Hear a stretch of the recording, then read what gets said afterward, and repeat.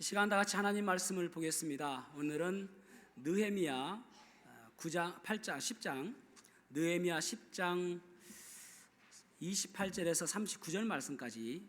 원래 본문은 느헤미야 9장 1절에서 10장 39절까지인데 우리가 읽기는 10장 28절에서 39절 말씀까지 읽도록 하겠습니다. 느헤미야 10장 28절에서 39절 말씀입니다. 시작. 그 남은 백성과 제사장들과 레위 사람들과 문지기들과 노래하는 자들과 느디님 사람들과 및 이방 사람과 절교하고 하나님의 율법을 준행하는 모든 자와 그들의 아내와 그들의 자녀들 곧 지식과 총명이 있는 자들은 다 그들의 형제 귀족들을 따라 저주로 맹세하기를 우리가 하나님의 종 모세를 통하여 주신 하나님의 율법을 따라 우리 주 여호와의 모든 계명과 규례와 율례를 지켜 행하여 우리의 딸들을 이 땅 백성에게 주지 아니하고 우리의 아들들을 위하여 그들의 딸들을 데려오지 아니하며 혹시 이 땅 백성이 안식일에 물품이나 온갖 곡물을 가져다가 팔려고 할지라도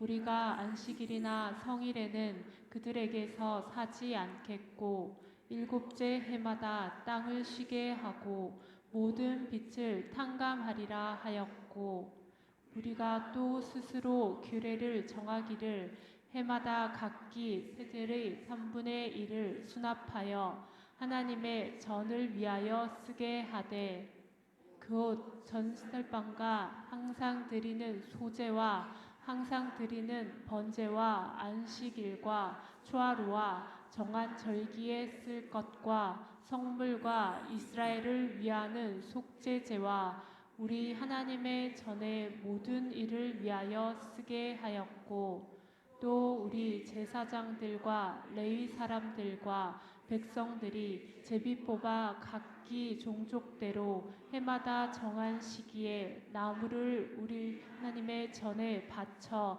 율법의 거룩한 우리 하나님 여호와의 제단에 사르게 하였고 해마다 우리 토지 소산의 만물과 각종 과목의 첫 열매를 여호와 전에 드리기로 하였고 또 우리의 맏아들들과 가축의 처음 난 것과 소와 양의 처음 난 것을 율법에 기록된 대로 우리 하나님의 전으로 가져다가 우리 하나님의 전에서 섬기는 제사장들에게 주고 또 처음 익은 밀의 가루와 거제물과 각종 과목의 열매와 새 포도주와 기름을 제사장들에게로 가져다가 우리 하나님의 전에 여러 방에 두고 또 우리 선물의 11조를 레위 사람들에게 주리라 하였나니 이 레위 사람들은 우리의 모든 성읍에서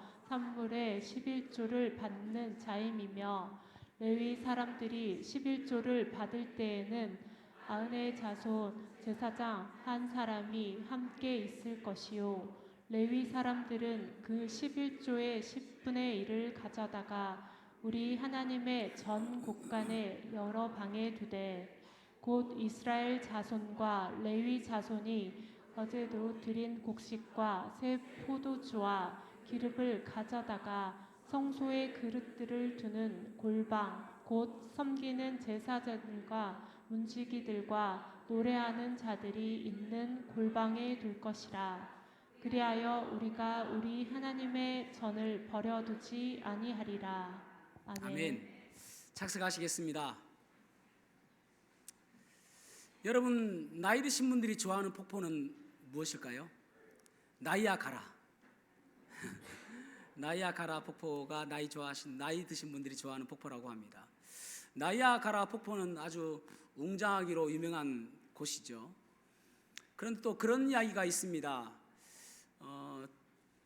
그 짐승의 사체가 가끔 떠내려간다고 합니다. 그런데 그것을 바라보고 독수리의 욕망은 무엇이냐면은 죽은 사체를 먹는 것을 아주 좋아한다고 합니다. 그래서 그것을 뜯어먹는 것을 아주 즐겨한다고 합니다. 그런데 겨울철에 그 짐승의 사체를 먹다가 발톱이 얼어가지고 사체에서 빠지지 못해서 그 사체와 함께 폭포 밑으로 떨어져서 죽는 경우가 많이 있다고 합니다. 독수리는 태풍을 뚫고도 올라갈 수 있는 그러한 힘이 있습니다. 그럼에도 불구하고 그 좋아하는 것 때문에 자기의 목숨을 버리는 그런 일이 있기도 하다라는 것입니다. 우리가 잘 알고 있는 김유신, 통일신라를 만든 사람 아닙니까? 그분도 젊었을 때에, 화랑 때에 자주 기생집에 갔다고 그러죠.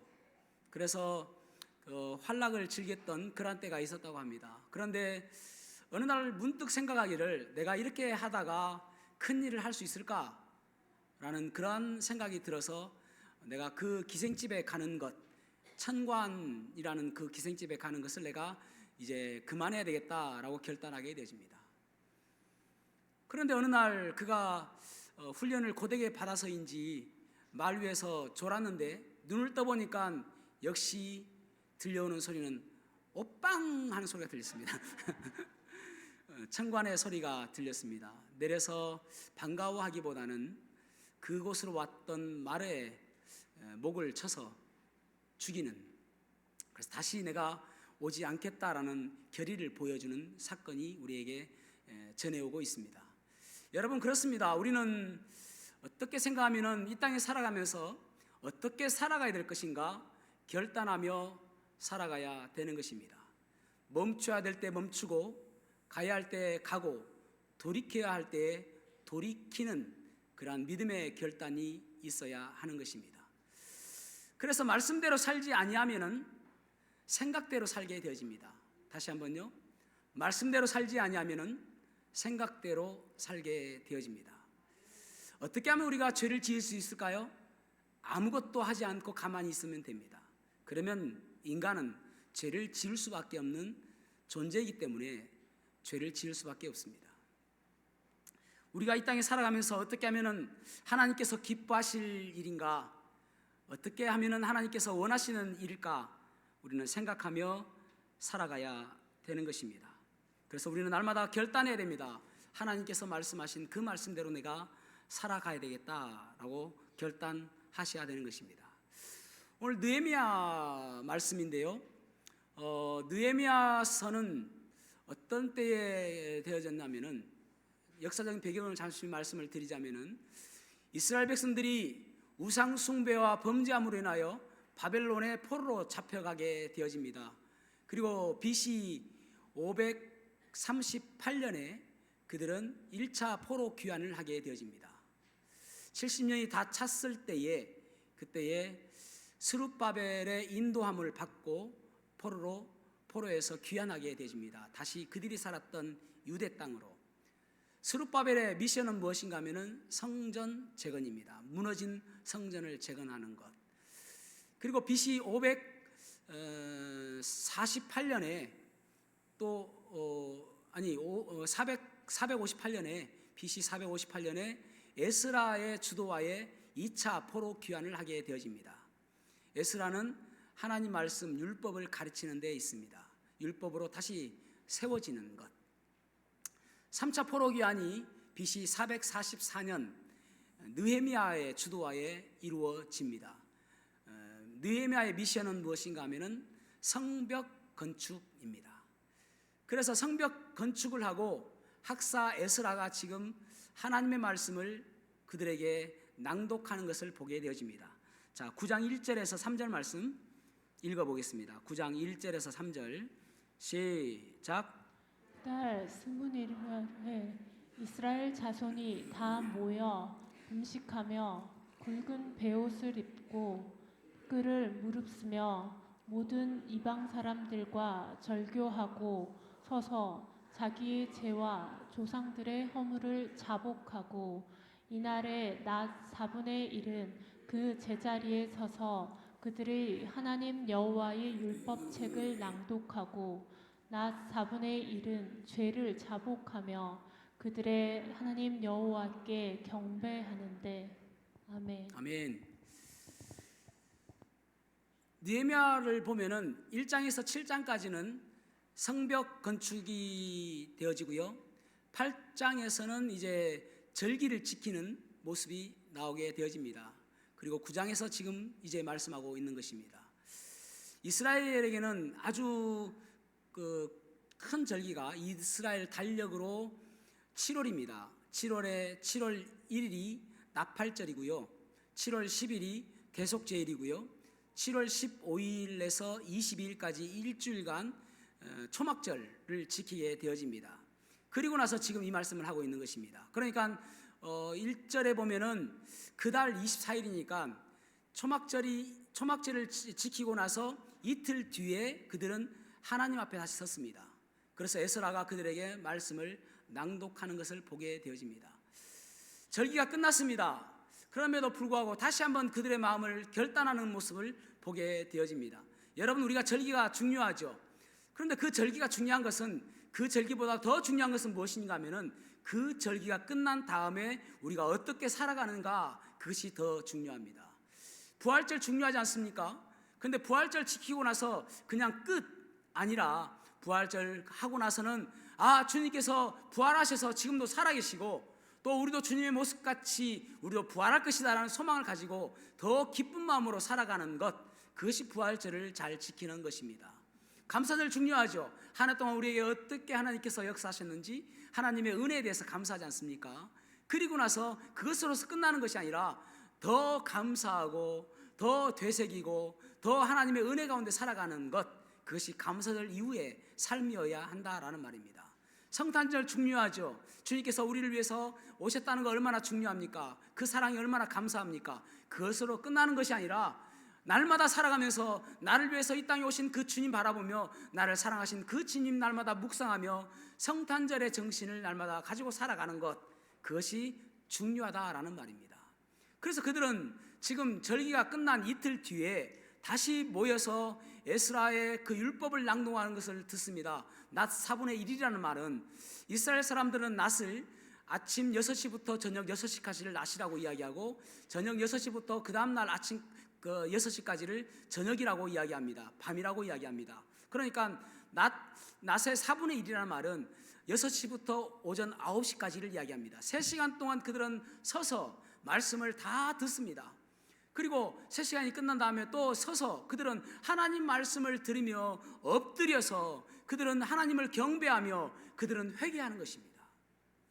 굵은 베옷을 입고 그리고 머리에 흙을 다 덮어 써가며 하나님, 우리가 죄를 지었습니다, 우리를 용서하여 주십시오라고 그들은 회개하는 모습이 되어집니다. 그리고 그들은 9장 38절에서 10장 27절까지 그 앞으로 말씀대로 살겠다라고 그들은 글을 써서 그리고 도장을 찍어가지고 우리가 그렇게 하겠습니다라고 하나님과 견고한 약속을 하게 되어집니다. 그러면서 10장 29절에 보면은 혹 이 약속을 지키지 아니하면은 저주라도 우리가 받겠습니다라고 그들은 결단하게 되어지는 것입니다.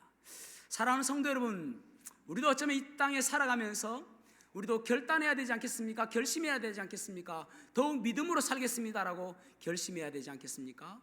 오늘 이스라엘 사람들은 어떠한 결단을 했는지, 9장에서는 왜 말씀대로 살아야 될 것인가, 왜 말씀대로 살아야 되는가를 말씀하고 있고, 10장에서는 무엇을 말씀대로 살 것인가를, 무엇을 결단해야 되는가를 구체적으로 말씀하고 있습니다. 첫 번째로는 우리가 왜 말씀대로 살기로 결단해야 되는가, 말씀대로 살기로 결단해야 되는가를 말씀하고 있습니다. 그는 이제 이스라엘 역사들을 살펴보면서 왜 말씀대로 살아야 되는가, 첫 번째로는 말씀이 우리에게 사용 설명서가 되기 때문에 말씀대로 살아야 된다라고 말씀하고 있습니다. 자, 9장 6절 말씀 읽어보겠습니다. 9장 6절 시작. 하늘과 하늘 일월 성신과 땅 위의 만물과 바다와 그 가운데 모든 것을 지으시고 다 보존하시오니 모든 천군이 주께 경배하나이다. 아멘. 아멘.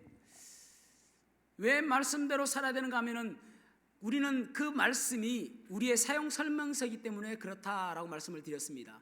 왜냐하면은 하나님은 창조주 하나님이시기 때문에 그렇습니다. 어떤 제품을 만들 때에 제품을 만들면서 제품을 잘 만들어 가지고 그 사용 설명서를 같이 동봉해서 제품을 판매합니다. 왜냐하면은 사용 설명서를 잘 알아야 그 제품을 사용할 수 있기 때문에 그렇습니다. 사용 설명서를 잘 보지 못해서 간혹 낭패를 당하는 경우도 있습니다. 그래서 사용 설명서를 잘 보아야 된다라는 것입니다. 하나님께서는 우리를 창조하심으로 인해서 우리가 어떻게 살아가야 하나님께서 원하시는 삶을 살 수 있고 우리의 목적에 맞는 삶을 살 수 있는지 그것을 성경에 기록해 두고 있습니다. 그래서 성경 말씀을 잘 읽으면은 내가 어떻게 살아야 되는지 그 이유를 알게 되어집니다. 때로는 고장 났을 때에 하나님 말씀을 보면은 이 고장을 어떻게 고칠 것인가를 알 수 있고요. 때로는 내가 바른 길을 가고 있는지 바른 목적으로 사용되고 있는지 그것을 알기 위해서 성경을 보면은 우리가 어떻게 살고 있는지 바로 가고 있는지를 알 수가 있는 것입니다. 여러분, 성경 우리 일독 우리가 연초에 말씀으로 세워지는 교회라는 제목으로 우리가 표어로 우리가 시작했습니다. 잘 하고 있습니까? 큐티 때마다 4장을 주고 있습니다. 그 4장 잘 하시면 됩니다. 이미 많이 지나가셨으면 지금이라도 많이 읽으시면 됩니다. 성경은 전체가 1189장이거든요. 구약이 929장입니다. 신약이 260장입니다. 저는 올 한 해 목표로 신약을 한 달에 한 번씩 읽는 것, 그리고 구약을 4번 읽는 것, 그것을 목표로 하루에 30장 읽습니다. 그러면은 거의 다 되어집니다. 그러니까 1월 달에도 신약을 한 번 읽었고 나머지 시간은 또 구약을, 그리고 보름이면 신약 읽더라고요. 그리고 보름이면 또 구약 읽고요. 구약을 다 읽지는 못합니다. 그렇게 읽어가고 있습니다. 여러분, 말씀을 읽는 이유는 그 말씀 속에 우리가 어떻게 살아야 되는지 정답을 가르쳐 주고 있기 때문에 그렇습니다. 어떤 문제가 있을 때에 그 문제를 보기 위해서는 참고서도 보고 성경은 또 주석도 보고 하지 않습니까? 그 모든 해답이 성경에 기록되어 있기 때문에 우리는 말씀을 가까이 하고 말씀을 읽어야 되는 것입니다. 그리고 두 번째, 우리가 왜 말씀대로 살아야 되는가? 말씀은 은혜와 크신 하나님을 경험하게 하기 때문에 그렇습니다. 은혜와 크신 하나님을 경험하게 하기 때문에 그렇습니다. 17절에는 하나님의 크신 은혜에 대해서 말씀하고 있고 25절에서 35절에서는 하나님의 큰 복에 대해서 말씀하고 있고 그리고 31절에서는 하나님의 크신 긍휼에 대해서 말씀하고 있습니다. 특별히 9장에 보면은 자주 반복되어지는 단어가 give, 주다라는 단어입니다. 무려 16번 이상 기록되어 있습니다. 하나님께서는 말씀대로 사는 사람에게 무언가를 주기를 원하시는데 큰 은혜와 큰 복과 큰 긍휼을 주기를 원하시는 것입니다. 자, 9장 7절 말씀 읽어보겠습니다. 9장 7절 시작. 주는 여호와시라. 옛적에 아브람을 택하시고 갈대아 우르에서 인도하여 내시고 아브라함이라는 이름을 주시고. 아멘. 창세기 17장에 보면은 하나님께서 아브람이라는 이름을 아브라함으로 바꾸어 주십니다. 아브람이라는 이름의 뜻은 한 아버지, 그저 한 가정의 아버지를 뜻합니다. 아브라함이라는 뜻은 열국의 아버지, 만국의 아버지라는 뜻입니다. 그러니까 한 사람이 갈대아 우르에서 하나님 말씀대로 순종하였을 때에 그 사람의 사이즈를 바꿔 주신다라는 말입니다. 작은 사이즈의 사람을 큰 사이즈로 바꾸어 주신다라는 말입니다. 그것은 하나님의 사이즈대로 그 사람을 만들어 주신다라는 말입니다.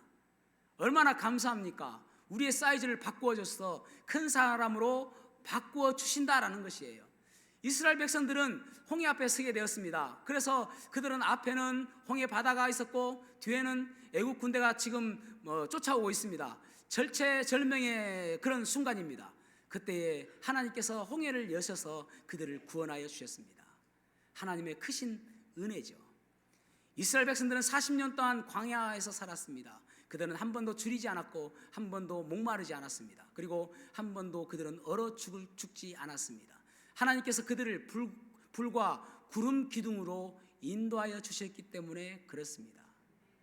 하나님께서는 광야에서 그들을 보호하시고 인도하시고 지켜주셨습니다. 그런 은혜들을 하나님께서 그들에게 베풀어 주셨습니다. 그럼에도 불구하고 그 은혜를 생각하면 얼마나 감사합니까? 그런데 변망득하게도 그들은 불순종하고 교만하고 목이 곧아서 하나님 말씀을 지키지 않았습니다.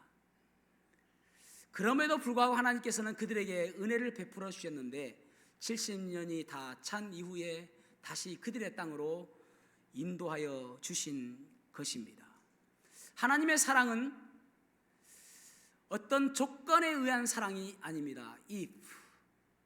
하나님의 사랑은 어떤 이유 때문에 우리를 사랑하시는 사랑이 아닙니다. Because of love. Because of love. 그런 사랑이 아니다 말입니다. 무엇 때문에, 무슨 이유 때문에? 하나님의 사랑은 in spite of love. 그럼에도 불구하고 사랑인 것입니다.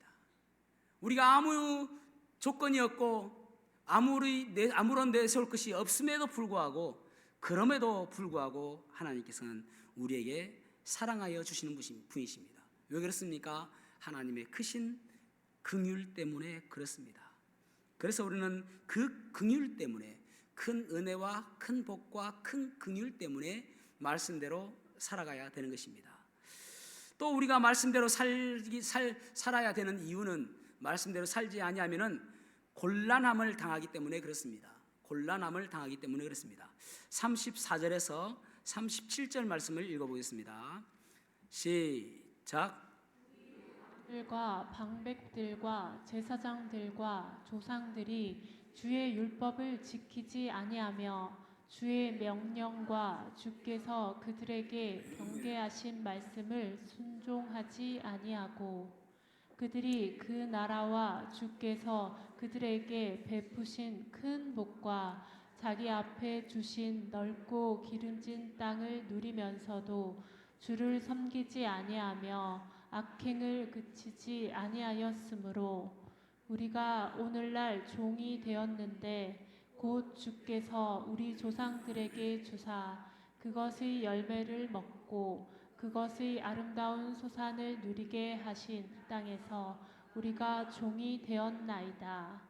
우리의 죄로 말미암아 주께서 우리 위에 세우신 이방 왕들이 이 땅에 많은 소산을 얻고 그들이 우리의 몸과 가축을 임의로 관탈하오니 우리의 곤란이 심하오며.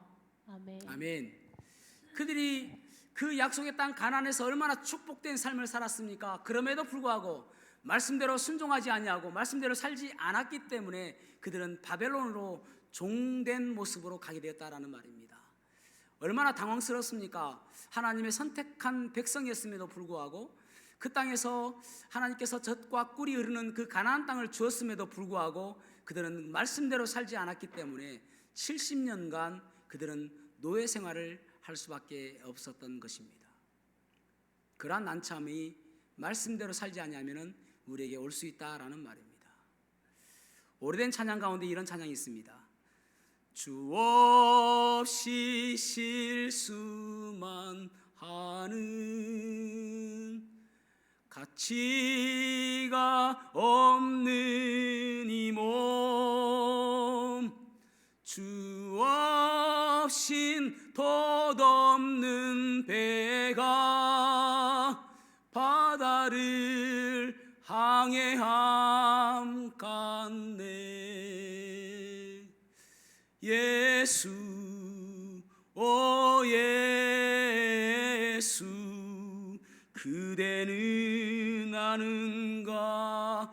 뿌리치지 마오 예수, 오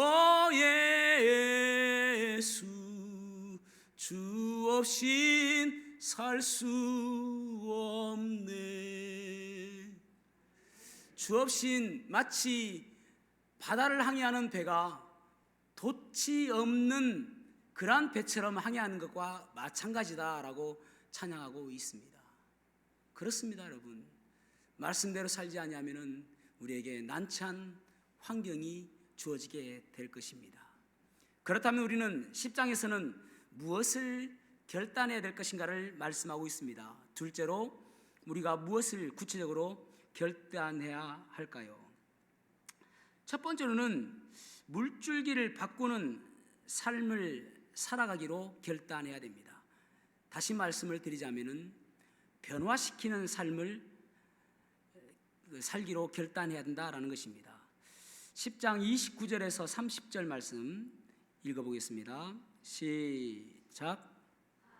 그들의 형제 귀족들을 따라 저주로 맹세하기를 우리가 하나님의 종 모세를 통하여 주신 하나님의 율법을 따라 우리 주 여호와의 모든 계명과 규례와 율례를 지켜 행하려 우리의 딸들을 이 땅 백성에게 주니 아니하고 우리의 아들들을 위하여 그들의 딸들을 데려오지 아니하며. 아멘. 지금 이 말씀은 우리가 믿음대로 살겠다라고 결단하는 것입니다. 우리가 믿음대로 살겠다라고 결단하는 것입니다. 그들이 노예로 잡혀간, 그들이 포로로 잡혀간 그 이유가 무엇인가? 결국은 우상숭배거든요. 우상숭배가 어떻게 시작되었는가 하면은 신명기 7장에 보면은 너희들이 가나안 땅에 가거든 혼합해서 결혼하지 마라. 혼합 금지를 명령하십니다. 그러니까 가나안 땅에 가서 그 이방인들을 바라보면은 물론 얼굴이 이쁘고 또 아주 그들이 봤을 때에 그들은 광야에서 얼마나 힘들게 살았겠습니까? 그런데 그거 가고 보니까 아주 여자들이 이쁘거든요. 거기에 현혹되지 마라. 눈에 보이는 대로 살지 마라. 그렇게 이야기하는 것입니다. 그럼에도 불구하고 그들이 그 가나안 땅에 가서 결국은 결혼을 하고 그리고 혼합되어짐으로 인하여 그들이 가지고 있는 우상까지도 가져오게 되었다라는 말입니다. 그래서 우리는 다시는 이 이방인 여자들과 내 자녀들을 결혼시키지 않겠습니다 라고 그들은 결단하는 것입니다. 내 자녀를 위해서 그 이방인 여자들을 데려오지 않겠습니다 라고 결단하는 것입니다. 오직 믿음으로 살겠습니다 라고 결단한 것입니다. 세상의 트렌드에 내 몸을 맡기지 않겠습니다 라고 결단하는 것입니다. 여러분 북이스라엘 보십시오. 북이스라엘이 가장 악했을 때가 언제입니까? 아합 왕이거든요. 아합 왕은 왜 그렇습니까? 그의 아내였던 이세벨을 데려와서 그렇습니다. 이세벨은요 바알 제사장의 딸이었습니다. 오늘날로 치면은 뭐 그렇게 생각해도 되겠죠. 어느 절의 주지 스님의 딸과 결혼한 것입니다. 그러니까 그 딸이 그 이세벨이 오면서 자기만 몸만 온 것이 아니라 그 몸도 오면서 그들이 섬겼던 바알 신도 가지고 왔다라는 말입니다. 그러니까 북이스라엘은 아주 악한, 아주 범죄가 심한 그런 나라가 된 것이죠. 남유다는 무엇이 문제였습니까? 솔로몬이 그가 생전에 그의 삶 속에서 이방인 여자들을 엄청 많이 데리고 왔습니다. 그래서 후궁 삼았죠. 그 이방인 여자들이 그냥 옵니까? 그게 아니라 그들이 섬겼던 우상까지도 가져왔다라는 말입니다. 결국은 이 우상 숭배 때문에 그들은 망하게 되었습니다. 결국은 그래서 말이죠. 포로 귀환 이후에는 그들은 우상 숭배 때문에 하나님께 책망받지 않습니다. 더 이상 우상 숭배하지 않습니다. 단지 율법을 너무 강조하다 보니까 율법의 형식화가 되는 것 때문에 바리새인이나 그런 사람이 나오게 된 것이죠. 어쨌든 그 우상 숭배를 우리가 끊기 위해서는 그 이방 여자들과 결혼하지 않아야 되겠다라는 것입니다. 이 세상 바라보는 눈으로 살지 않겠습니다라는 말입니다. 오직 믿음으로 살겠다라는 결단입니다. 우리가 사는 것은 보는 것으로 사는 것이 아니라 오직 믿음으로 산다라고 말씀하고 있잖아요. 그래서 그리스도인의 능력은 어디에 있냐면은 트랜스포밍 파워입니다. 변화시키는 능력. 내가 있는 그곳이 내가 그곳에 동화되어지는 것이 아니라 그것을 내가 변화시키는 능력이 있는 사람이 바로 그리스도인의 삶인 것입니다. 여러분 강가를 가면은 널판지가 물에 떠내려가죠. 그 널판지는 결코 거슬러 올라갈 수가 없습니다. 그러나 물고기는 거꾸로 거슬러 올라갈 수가 있습니다. 차이는 무엇입니까? 생명이 있고 없고입니다. 그래서 주님께서도 우리에게 말씀하시기를 너희는 세상의 빛이다 라고 말씀하잖아요. 너희들이 있는 그곳이 어둠이 물러가고, 너희들이 있는 그곳이 죄악이 물러가고, 무질서가 물러가고, 무지가 물러가고, 무능력이 물러가고, 그 모든 어둠들이 물러가야 된다 라고 말씀하고 있는 거잖아요. 너희는 세상의 소금이다 라고 말씀하셨잖아요. 소금은 무엇입니까 여러분? 부패를 방지하는 역할도 있습니다. 그래서 우리가 있는 그곳이 더 이상 악해지지 않는 곳에 내가 있기 때문에 그렇게 되어야 된다라는 것입니다. 또 소금은요, 예전에는 사막에 낙타나 양에게 조금의 소금을 먹였다고 합니다. 왜냐하면 소금을 먹지 아니하면 죽기 때문에 그렇습니다. 그래서 소금은 생명입니다. 내가 있는 그곳에서 죽었던 영혼들이 살아나고 새 생명이 태어나는 그러한 것들을 주님께서는 우리에게 말씀하시는 것입니다. 그래서 내가 있는 그곳이 바뀌어지는 곳에 내가 있어야 되는 것입니다. 우리가 주님께서 오신 날을 기점으로 해서 AD와 BC로 나누죠. 그런데 컴퓨터계에서는 스티브 잡스를 그 기준으로 잡습니다. 스티브 잡스가 오기 전에는 키보드로 명령을 하였는데 스티브 잡스가 와서 마우스로 명령하게 바꿨습니다. 오늘날 윈도우즈는 애플에서 먼저 시작했던 것을 본딴 것입니다. 퍼스널 컴퓨터도 스티브 잡스가 먼저 시작한 것입니다. 제가 보고 있는 이 태블릿도 스티브 잡스가 먼저 시작했습니다.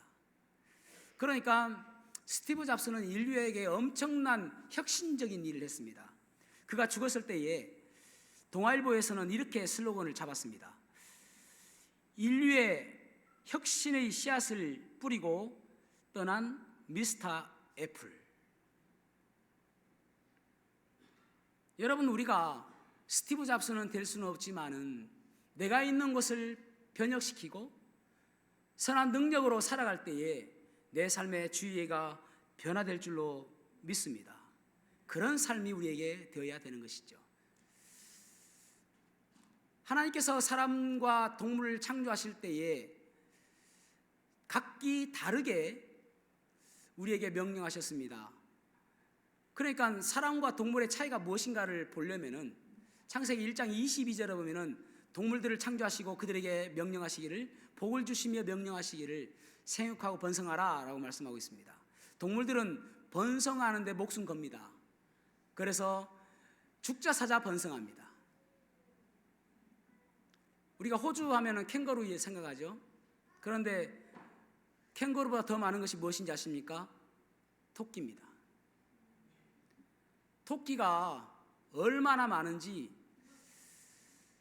예전에 어떤 사람이 토끼 24마리를 가져와 가지고 농장하던 사람인데 사냥하려고 풀어줬습니다. 40년이 됐을 때에 토끼가 10억 마리가 됐습니다. 지금은 토끼를 잡아오면 돈을 줄 정도로 토끼 알바생도 있습니다.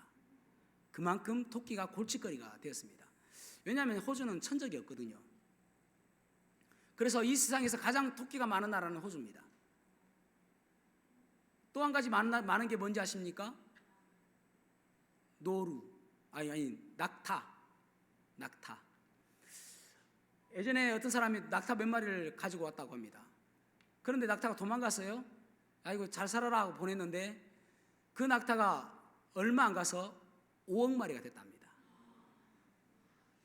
중동에 낙타가 많지만은 중동보다도 더 많은 나라가 호주입니다. 그러니까 동물들은 하나님의 명령에 순종하는 것입니다. 죽자 사자 번성하는 거예요. 생육하고 번성해라 하니까. 근데 사람에게는 무엇을 주시냐면은 창세기 1장 28절에 보면은 그들에게 복을 주시며 생육하고 번성하여 땅에 충만하라, 땅을 정복하라, 바다의 물고기와 하늘의 새와 땅에 움직이는 모든 생물들을 뭐라고요? 다스리라. 사람들에게는 어떤 명령을 주셨냐면은 이끌려가는 인생이 아니라 다스리는 인생이 되어라. 이 모든 것들은 너희들에게 주신 것이다. 너희들은 다스려라. 돈을 다스리고 건강을 다스리고 위까지 올라가려고 노력하지 말고 다스려라 라는 것입니다. 그런데도 많은 사람들이 돈에 이끌려가는 거예요. 그래서 다스리지 아니하면은 무엇인가요? 종되는 것입니다. 노예가 되는 거예요. 다스리지 못하면 종되는 것입니다. 그래서 돈의 노예가 되어지고, 그래서 높은 위치까지 올라가려고 하는 명예의 노예가 되어지고, 그것을 위해서 뭐든지 다 하려고 하는, 어떤 사람은 건강의 노예가 되는 사람도 있지 않습니까? 건강에서 무언가 쓰임 받아야 되는데 그렇지 못하는 사람들이 있다라는 말입니다. 그것이 인간과 동물의 차이입니다. 조금 더 심하게 이야기해 볼게요. 다스리지 못하는 사람은 동물과 똑같은 것입니다. 그래서 다스리는 인생이 우리에게 되어져야 되는 것입니다. 사랑하는 성도 여러분, 우리가 이 땅에서 살아가면서 하나님 말씀대로 살아가야 우리가 다스림 받는 그러한 인생이 되어지는 것입니다. 믿음으로 살아가야 되죠. 그래서 날마다 우리가 내 삶 속에서 날마다 외쳐야 될 것이 무엇이냐면은, 내가 그리스도와 함께 십자가에 못 박혔나니 그런즉 이제는 내가 사는 것이 아니요 오직 내 안에 그리스도께서 사신 것이라. 이제 내가 육체 가운데 사는 것은 나를 사랑하사 나를 위하여 자기 몸을 버리신 하나님의 아들을 믿는 믿음 안에서 사는 것이라. INBC, I am not but Christ. 날마다 외치며 나는 죽고 나는 아무것도 아닙니다라고 이야기하고, 오직 그리스도의 마음으로, 그리스도를 믿는 믿음으로 내가 살아가야 되겠다라고 결단하며 살아가야 실수하지 않는 인생을 살아가게 되는 것입니다. 또 무엇을 구체적으로 결단해야 되는가? 두 번째로는 중심을 지키는 삶을 살겠다라고 결단해야 됩니다. 자, 느헤미야 10장 31절 말씀 읽어보겠습니다. 31절 말씀 시작. 이 땅 백성이 안식일에 물몸이나 온갖 곡식을 가져다가 팔려고 할지라도 우리가 안식일이나 성일에는 그들에게 사지 않겠고, 일곱째 해마다 땅을 쉬게 하고 모든 빛을 탕감하기라 하였고. 아멘. 여기 보면은 안식일과 안식년을 잘 지키겠다라고 이야기합니다. 이 말씀은 무엇을 의미하냐면은, 우리가 내 마음대로 살았던 것이 아니라 주님 중심적인 삶을 살겠습니다 라는 그러한 결단입니다. 그러니까 오늘날 예배가, 오늘날 주일이 안식일의 그림자, 예배의 그림자가 안식이라고 할 수 있는 것이죠. 그래서 내가 예배의 날마다 결단하며 살아가겠습니다 라는 그런 모습입니다. 다시 조금 어려운 말로 해볼게요. 신본주의입니다. 내가 하나님 중심적인 삶을 살겠다, 하나님께서 내 삶의 기준이 되어지는 그러한 삶을 살겠다. 반대가 무엇입니까? 인본주의. 인본주의를 시작하니까 진화론이 나오잖아요. 하나님이 없다라고 생각하니까. 신본주의, 하나님 중심적인 삶, 그것을 내가 살겠다. 여러분, 우리가 주일날 예배드리는 것 로드스데이라고 하지 않습니까? 주님의 날. 이 주님의 날을 주님을 위해서 쓰임받는, 주님을 위해서 살아가는 그런 삶이 되어야 되는 것입니다. 안식년이라고 있습니다.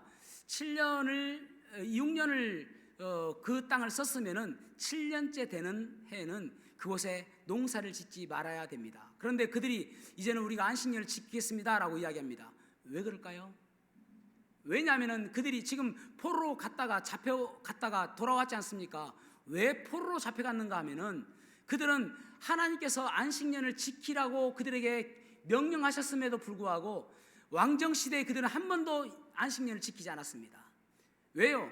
밭에 무엇인가 뿌려서 더 많은 소출을 내고 싶어서 안식년을 지키지 않았습니다. 당장 뿌려서 소득을 갖기 위해서요. 그래서 490년 동안 70년이라는 하루하루를 6년 하고 1년 쉬어야 되는데 그 안 쉰 것이 70년이에요.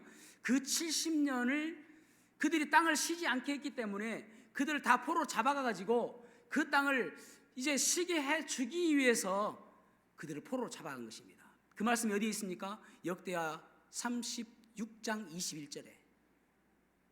그들은 포로로 잡혀간 것은 그 안식년을 주기 위해서입니다. 그래서 그 포로로 잡혀간 70년의 포로로 잡혀간 두 가지 목적이 있는데, 하나는 땅을 안식하기 위해서, 두 번째로는 바벨론을 심판하기 위해서, 두 가지를 목적으로 바벨론으로 포로로 잡혀갔다는 말입니다.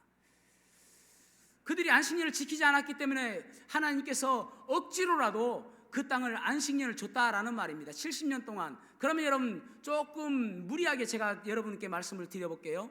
1년은 52주입니다. 그런데 우리가 52주 동안 하나님 말씀을 지키지 아니하고 예배를 지키지 아니하고 주일날 하나님께 드리지 아니하는 52일을 어쩌면은 우리를 억지로라도 52일 동안 누워있게 할 수도 있고 어쩌면 52일 동안 아무것도 하지 못하게 묶어둘 수도 있다라는 것입니다.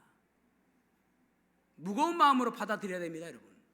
이들이 굳이 그냥 일부러 안식일을 지키겠습니다, 안식년을 지키겠습니다, 그런 의미가 아니에요. 또다시 그들이 안식년을 지키지 아니하면은 그들이 다 또다시 포로로 잡혀갈 수 있기 때문에 그렇게 지금 고백하고 있는 것입니다. 여러분, 우리가 하나님을 우리의 중심에 두지 아니하면은 세상 것에 우리는 흔들릴 수밖에 없습니다. 그래서 때로는 우리가 피곤해서 예배 나오지 못하고, 때로는 내가 바빠서 예배 나오지 못하고, 내가 때로는 다른 곳에 가기 위해서 예배를 드리지 못하는 경우가 있다라는 말입니다. 그 우선순위에 가장 중요한 위치에 주의를 두셔야 되는 것입니다. 그 삶을 여러분 결단하셔야 되는 것입니다. 마지막 세 번째로는 교회와 공동체를 살리는 삶을 살겠다라고 결단하셔야 됩니다. 여기 32절부터 39절까지 하나님의 전이라는 단어가 계속적으로 반복해서 나오고 있습니다. 하나님의 전, 성전은 오늘날 교회에서 섬기는 교회의 그림자라고 할 수 있습니다. 똑같다라고 하진 않습니다. 그러나 그림자라고 할 수가 있습니다. 하나님의 집입니다. 그들은 이 하나님의 집을 위해서 세 가지를 결단합니다. 첫째는 성전세를 내겠다라고 이야기합니다. 성전세는 그동안 내지 않았습니다. 모세가 그들에게 명령하기를, 하나님께서 그들에게 말씀하시기를, 그들이 출애굽한 이후에 그의 속죄에 감사하는 마음으로 성전세를 1년에 남자가 20세 이상이 되어지면은 1년에 반세겔을 반드시 내야 됩니다. 그래서 예수님께서도 반세겔을 내셨죠. 그러니까 반세겔을 내는 것이 그들의 의무입니다. 그것이 성전세입니다. 그래서 성전이 운영이 되어지는 거예요. 그것이 우리가 다시 성전세를 그동안 내지 않았는데, 왜냐하면 성전이 무너져버리고 그들이 포로로 잡혀갔기 때문에 성전세를 안 낸 거예요. 그런데 이제는 우리가 성전세를 내겠습니다 라고 결단하고요, 또 하나는 우리가 그 번제단 불을 끄뜨리지 말라고 했는데 이 번제단 불을 끄뜨리지 않도록 나뭇가지를 항상 준비하겠습니다. 그 두 번째 결단이고요, 세 번째로는 드림의 결단입니다. 우리가 첫 열매와 11조를 드리겠습니다, 그런 결단입니다. 그래서 그들이 그것을 한단 말입니다. 여러분, 왜 이런 결단하고 있습니까? 하나님의 전을 사랑하는 것이 뭐냐면은 하나님을 사랑하는 것이기 때문에 그렇습니다. 다시 한번요, 하나님의 전을 사랑하는 것은 하나님을 사랑하는 것이기 때문에 그들이 그렇게 결단했다라는 말입니다. 그들이 성전세를 내면서, 원래 사람은 재물이 있는 곳에 그들의 마음이 가지 않습니까? 그래서 성전세를 내면서 더욱더 그 성전에 대한 그런 마음이 가게 하기 위해서 하나님께서 그것을 제정하신 것입니다. 그래서 성전세를 내라고 하는 것이거든요. 여러분, 우리가 하나님 성전을, 이 교회를 귀하게 여겨야 됩니다. 그런 모습이 되어질 때에 하나님께서 우리 교회를 축복하시고 또 여러분들을 축복하여 주실 줄로 믿습니다. 자, 39절 말씀 하반절 한번 읽어보겠습니다. 39절 하반절만 시작. 우리가 우리 하나님의 전을 버려두지 아니하리라. 아멘. 아멘. 하나님, 우리가 이제 하나님의 전을 더 이상 버려두지 않겠습니다. 하나님의 전을 잘 가꾸겠습니다. 우리가 그것이 하나님을 사랑하는 표현인 것을 하나님 받아주십시오, 그런 말입니다. 여러분, 교회는 두 종류의 사람이 있습니다. 생산적인 사람이 있는가 하면 소비적인 사람이 있습니다. 다시 한번요, 생산적인 사람이 있는가 하면 소비적인 사람이 있습니다. 소비적인 사람은 어떤 사람인가 하면은 그저 나에게만 집중하는, 내 쓰는 것만 집중하는 사람입니다. 생산적인 사람은 교회의 발전과 부흥과 교회를 위해서 살아가는 사람입니다. 이탈리아의 경제학자였던 파레토가 이런 이야기를 했죠. 80-20 법칙. 그가 이탈리아를 보니까 80%의 토지를 20%의 사람이 그것을 소유하고 있더라는 것입니다. 그래서 다른 것도 바라보니까 회사도 20%의 사람이 80%의 사람을 먹여 살리더라는 것입니다. 그래서 이게 경제학으로 아주 유명한 법칙이거든요. 그래서 그 백화점 같은 경우에도 100%의 사람들을 다 공략하지 않습니다. 20%의 VVIP 그 사람만 공략하면 되는 거예요. 왜냐하면 20%의 사람이 그 떠내기 같은 80%의 사람들의 매출을 다 올려준다라는 말입니다. 그래서 집중하는 거 20%만. 그것이 경제학의 원리입니다. 여러분, 우리 교회는 어떻습니까? 100%의 사람이 교회를 같이 이끌어가면 가장 건강하고 좋은 교회입니다. 그나마 80-20 법칙을 적용한다면 80%의 사람이 20%의 사람을 끌고 가면 그보다 더 좋은 교회도 없습니다. 만약 우리 교회가 20%의 사람이 80%의 사람을 끌고 간다면 그것은 세상과 똑같은 것이죠. 저는 우리 교회 모든 성도들이 100%의 사람이 되기를 축복합니다. 그래서 하나님께서 원하시는 삶, 중국에 가면요 거위가 있는데 그 거위를 먹기 싫어도 억지로 입을 벌려서 막 먹인답니다. 배부르면 거기는 거위가 안 먹으려 해도 그래도 억지로 막 먹인답니다. 왜요? 잡아먹으려고, 팔아먹으려고, 살찌워가지고 무게를 많이 나가게 해서 팔아먹으려고 계속적으로 먹이를 먹인답니다. 그런 거위가 있는 반면에 그 거위과에 속하는 가마우찌라는 거위가 있는데, 가마우찌는 바다에서 고기를 잡는 그러한 아주 특별한 재능이 있다고 합니다. 이 가마우치 한 마리가 사람 5명을 먹이 살린답니다. 대단하죠? 그래서 가마우치 한 마리가 얼마 정도 하냐면은 소 한 마리하고 거의 맞먹는답니다. 오늘날로 치면은, 우리 한국으로 치면은 거의 1,000만 원 정도 된다고 할 수 있겠죠. 그래서 가마우치 한 마리면은 뭐 떵떵거리며 살 정도로 그렇게 귀한 동물이라는 것입니다. 다시 한번 여쭤볼게요. 나는 가마우치 같은 사람인가, 거위 같은 사람인가? 소비적인 사람은 거위 같은 사람이고 생산적인 사람은 가마우치 같은 사람입니다. 사랑하는 성도 여러분, 교회를 사랑하는 것은 하나님을 사랑하는 방법입니다. 사람에게 잘하는 것이 보이지 않는 하나님에게 잘하는 것이기 때문에 그렇습니다. 저와 여러분이 교회를 사랑하고, 여기 보면은 교회를, 성전을 사랑하고, 성전에서 일하는 사람들을 사랑하고, 또 성전을 위해서 그 사람들은 그렇게 했다라는 말입니다. 그래서 교회를 사랑하는 그런 삶을 살기로 결단하시는 그러한 삶이 되시기를 주님의 이름으로 축복합니다. 기도하시겠습니다.